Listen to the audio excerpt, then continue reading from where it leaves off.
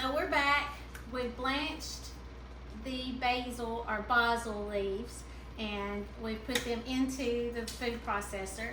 There is a 1/4 cup of walnuts, and it's English walnuts, and there are 2 garlic cloves in here with the basil leaves. And so I'm going to pulse this until I get it so that it is uniform throughout.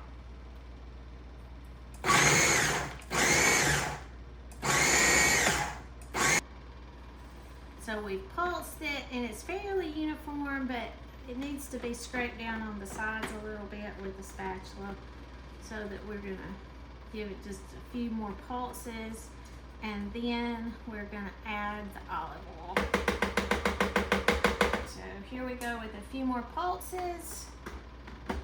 Back on.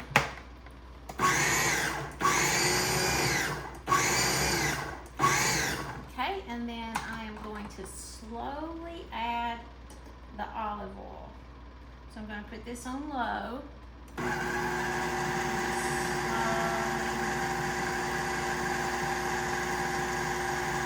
you want to add the olive oil and keep pulsing, or keep your food processor going until the olive oil is uniformly blended or completely incorporated into the pesto.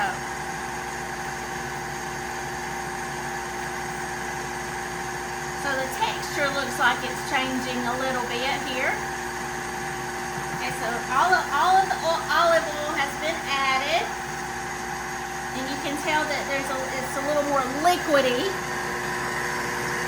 Now what I'm going to do is stop it and push this part that looks a little dry down in there, and then try to blend it a little bit more.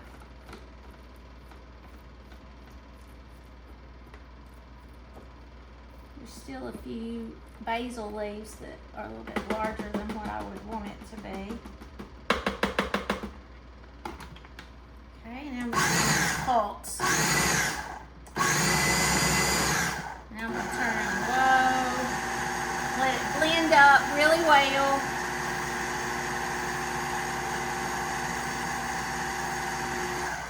Okay, all right. I think that looks pretty good. And now I'm going to add just a sprinkle of lemon juice to brighten it up a little bit.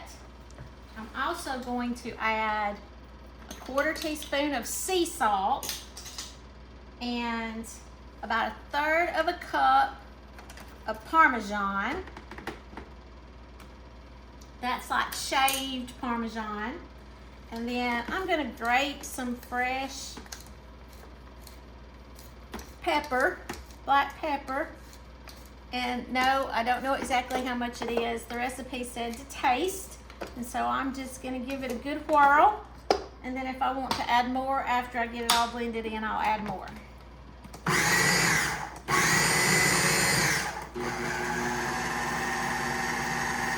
I really like this on low with the food processor. Let it mix it up. And then after it looks, I'm going to take my spatula one more time and just kind of push it in, and we're going to blend it just a little bit more. And then it will be ready to put in the cubes for us to freeze. Jonathan, go ahead and get a close-up of what that pesto looks like right now. Okay, and then I'm gonna blend it just one more time, and then we're gonna put it in the cubes, and it'll be ready to go in the freezer. That's what works for me, mostly.